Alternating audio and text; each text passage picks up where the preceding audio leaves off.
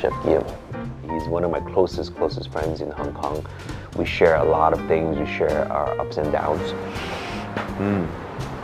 He looks after me as well, professionally, sharing his knowledge, our product information. I was cooking French food for many years in Toronto, in New York. At some point, I realized I wasn't learning specifically how to cook anymore.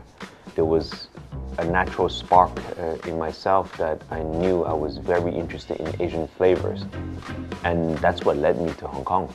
By introducing Chinese culinary cultures into my cooking, that forced me to learn how to cook again. It was a whole new set of skills that I never knew. As it got more and more successful, that was perhaps the biggest inspiration for me to continue to merge the Chinese and the French together. Why? When I came for the first time in Hong Kong was in 2005. I can already feel the energy. So when I got the opportunity to come to work in Four Seasons, I didn't think too long. I've learned to know Hong Kong through Bruce Lee movies when I was 8 or 10 years old, never knowing that I would end up in Hong Kong.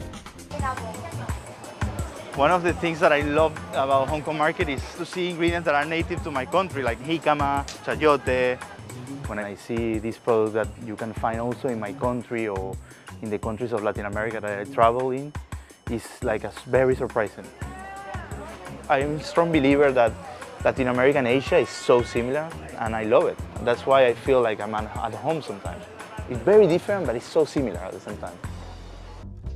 My specialty is French food, for sure, and you will think that you better have only French around you to provide French food, which is not true in my eyes. My number 2 is from India. My number 3 are Hong Kongese and 1 French. Actually, I realized that I really need people from different countries to work with me. It helped me to create new dishes. Every chef that I know in the city, they are from all around the world. So Hong Kong offered to us a platform to express who we are. It's very competitive, the F&B industry in Hong Kong. Here where we are in Mono, we have a 1 Michelin star here, 2 Michelin star there. So this brings you a big motivation also to be more creative and force you to be also on top of what you are doing. みんな近所のシェフという感じで、はい、みんな知ってます。デビッド・ライ、彼からはローカルのフィッシュマーケットのことだとか、ローカルの魚のことだとか、一緒にマーケットに行って教わったりだとかもしましたし。我諗即係返咗嚟香港，即係你話個親切感好唔同，周圍都係人，即係一般你遇到嗰啲人咧，我諗多元化好多咯，大家嘅 background 都好唔同，咁都係一個比較適合自己嘅地方啦。Chef Yim. He's one of my closest friends in Hong Kong. We share a lot of things. We share our ups and downs.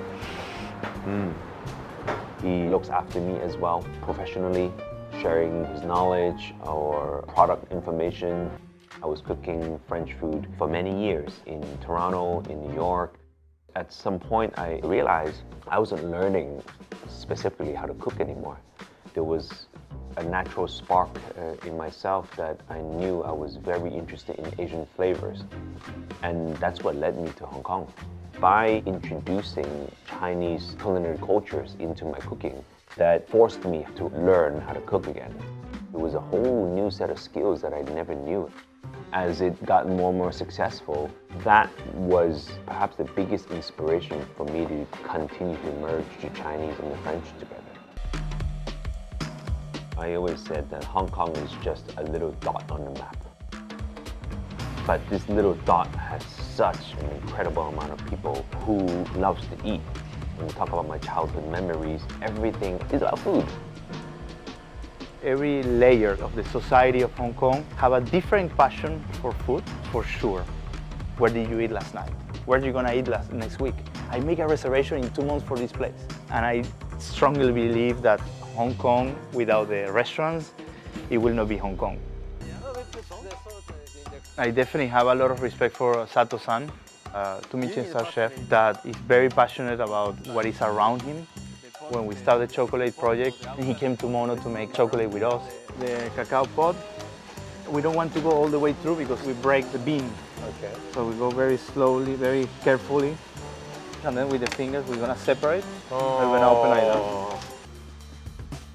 私のバックグラウンドはフランス料理とで日本料理、そして今香港に暮らしているということは何かしらその中華広東料理のテクニックというのを取り入れたいとオープニングからずっと思ってましたが、まず鴨の中に、ボイルした熱湯を注いで、ミニモイスチャーを保ってかつ皮をパリッと仕上げます。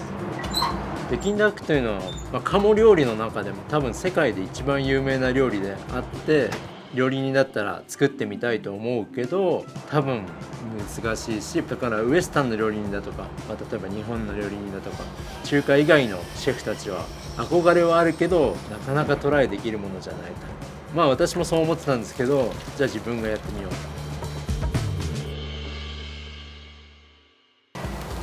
北京ダックを作っていく中でモチベーションをキープする維持するというのは本当に難しいことではあるんですが、一回一回のチャレンジの後にいつも疑問だとかなぜこうなんだろうとか次はこうしてみたらいいんじゃないかというのが常に出てくるんで、それが次へのモチベーションになってますね。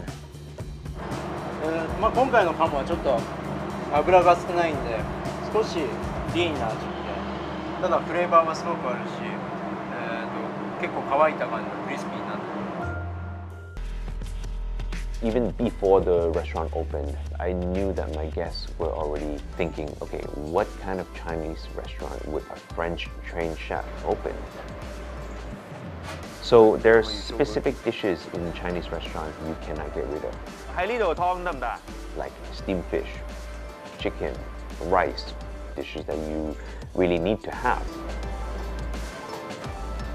Now, opening Wing, I needed to put a steamed fish on the menu, but I knew that my steamed fish had to be different. I knew that I had to respect this taste, but make it my own way. What are we eating today, brother? We're doing this fish. We're gonna make it a little bit more crispy. Ouais. Just by ladling oil on top. And so in this particular dish, we added a layer of crispiness from the scales. But the flavor of it is very traditional, slightly sweet soy sauce with the same scallion, coriander, and the hot oil.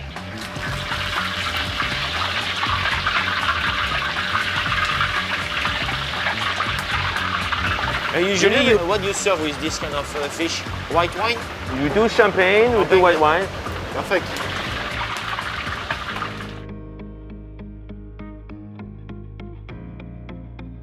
For me, the fighting spirit of Hong Kong is its resilience. It's the resilience of the Hong Kong people, of wanting to reinvent themselves constantly and rebounding within any moment of challenge. And if you see how well the restaurants are thriving in Hong Kong, I'm extremely optimistic. They have this phrase in Hong Kong called Fuk Day, which literally means it's a land that's invincible. I don't think the fire in Hong Kong would ever be out.